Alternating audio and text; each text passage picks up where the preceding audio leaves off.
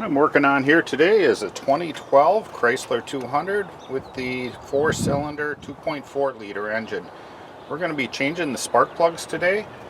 You need to ensure that the engine is completely cold before you do this, because the aluminum head there tends to strip the threads out, and that'll make for a bad day if you take your spark plugs out when the engine's warm. The engine is cold. First thing we'll do is take this cover here, just simply pull up on it. We'll set that off to the side. First thing I'm going to do is take some compressed air, blow the top of the motor off here. Might want to wear some eye protection while doing that.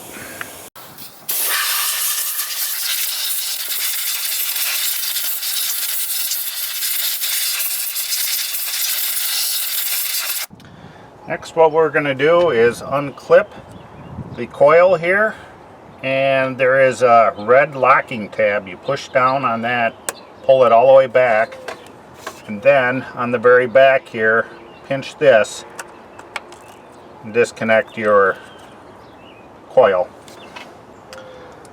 This one happens to have a T30 bolt on there, so we'll go ahead and take that off.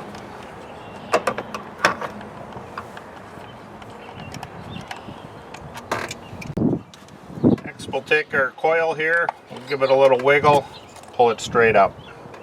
Now, to ensure there's no debris down there, I'm going to take and run some compressed air, blow that out.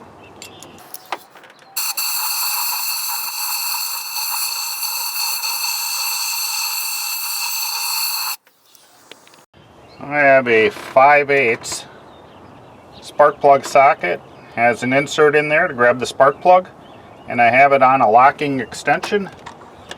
Go ahead and put that down there. Remove our spark plug.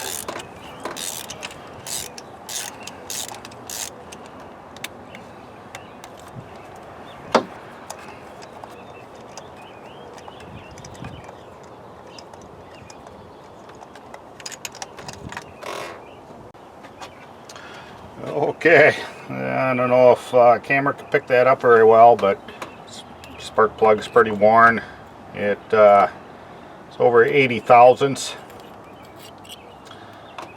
of an inch, so we're going to go ahead and replace them. The spark plug I'm using is pre-gapped at 44 thousandths. It's a 6707 Bosch, and the spec on here is 44 thousandths. These already come pre-gapped, but it's a good idea to check them if you have one of these. So we'll insert it in here, and we're going to thread it in by hand very lightly, and then we're going to torque it with a torque wrench to 20 foot-pounds.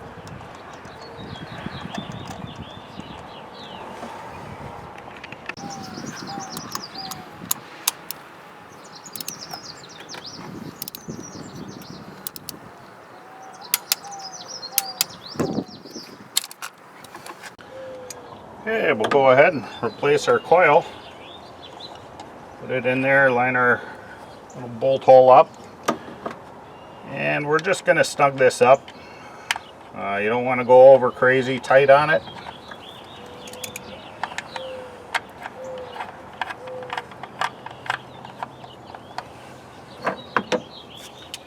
Just going into a little piece of plastic.